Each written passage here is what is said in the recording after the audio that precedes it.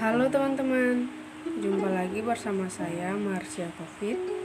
Di video kali ini saya akan membahas tentang pemberian injeksi tramadol atau intravena. Namun sebelum kita masuk ke tahap-tahap di mana nantinya kita memberikan injeksi intravena, kita harus tahu dulu apa itu injeksi intravena. Ya teman-teman, yang perlu kita ketahui yaitu injeksi intravena yaitu pemberian obat dengan cara memasukkan obat ke dalam pembuluh darah vena secara langsung dengan menggunakan spuit, sehingga obat langsung masuk ke dalam sistem sirkulasi darah. Ya teman-teman, yang dimana penggunaan suntikan secara intravena sering digunakan karena dapat memberikan dosis obat yang besar dan cepat. Oke teman-teman, sekilas dari penjelasan saya mengenai injeksi intravena. Kemudian kita akan masuk ke proses pemberian injeksi intravena. Terlebih dahulu kita perlu tahu tahap-tahap yang harus kita lakukan saat pemberian injeksi intravena, di mana tahap-tahap itu meliputi 5 tahap. Yang dimana tahap yang pertama, tahap yang ke-1 yaitu pada pengkajian. Pada pengkajian kita dituntut untuk menyampaikan salam kepada keluarga seperti, permisi Bapak, selamat siang, perkenalkan saya Suster Aca. Saya yang bertugas hari ini jam 9.00 sampai jam 7.00. Di sini saya akan melakukan pemberian injeksi intravena kepada Bapak. Dan yang kedua yaitu melakukan pengkajian kondisi pasien meliputi usia, tingkat nyeri, di mana kita dituntut untuk menanyakan keadaan pasien saat ini dan menanyakan usia dari pasien.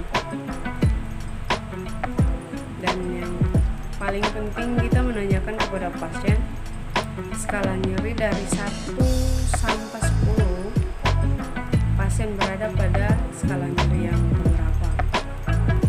Kemudian kita masuk pada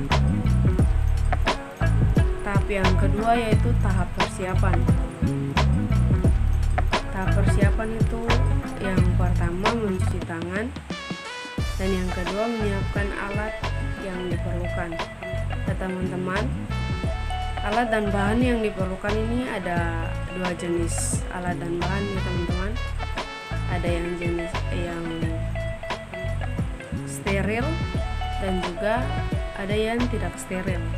Dimana steril itu meliputi spuit 5 cc atau 3 cc yang sesuai dengan dosis yang dibutuhkan. Dan yang kedua itu kapas swab. Yang berikut yang tidak steril yaitu bak instrumen. Dan yang kedua yaitu IMP tramadol. Yang berikut kita pindah ke tahap yang ketiga yaitu tahap pelaksanaan. Dimana di sini tahap pelaksanaan itu pemberian obat melalui intravena atau bolus.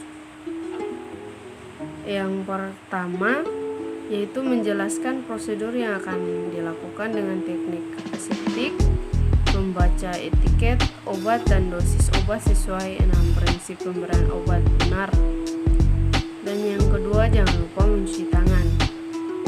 Yang ketiga memasang sarung tangan. Dan yang keempat mengambil obat dalam tempat dengan spuit sesuai dengan takaran atau dosis yang akan diberikan. Kemudian tempatkan obat yang telah diambil pada bak injeksi. Yang berikut yang kelima yaitu observasi tempat pemasangan infus terhadap phlebitis. Jika tidak ada phlebitis, dan jalan infus masih lancar. Dan yang keenam yaitu memasang perlak atau pengalas di bawah vena yang akan dilakukan penyuntikan atau pada daerah pemasangan infus ya teman-teman.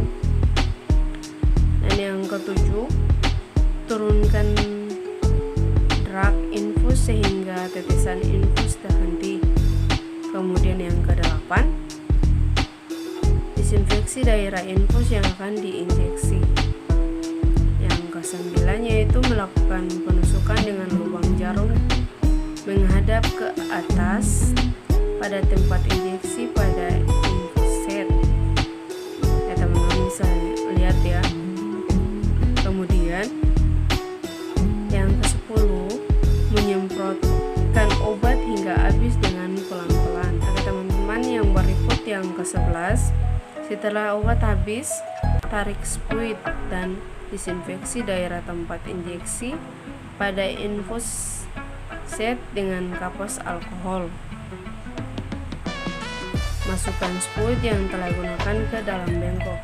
Kita langsung taruh kepada bangkok,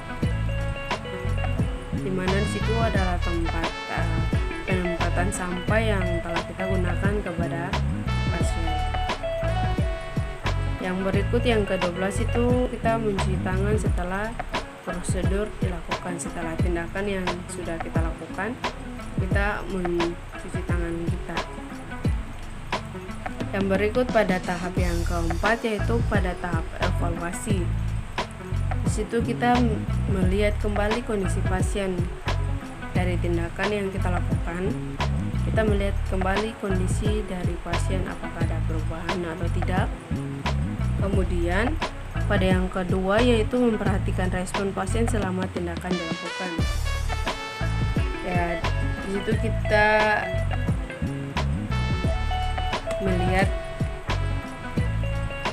respon pasien terhadap tindakan yang tadi kita lakukan, dengan apakah pasien mengeluh nyeri ataukah ada keluhan-keluhan lain yang disampaikan kepada kita. Kita memperhatikan respon dari pasien tersebut ketika hal itu ada. Kemudian yang ketiga, kita menanyakan perasaan pasien setelah tindakan dilakukan. Ya, kita menanyakan apakah setelah tindakan dilakukan pasien merasakan apa? Merasakan lega ataukah ada yang tidak membuat pasien tidak nyaman dengan tindakan yang kita lakukan. Itu pada tahap yang kelima yaitu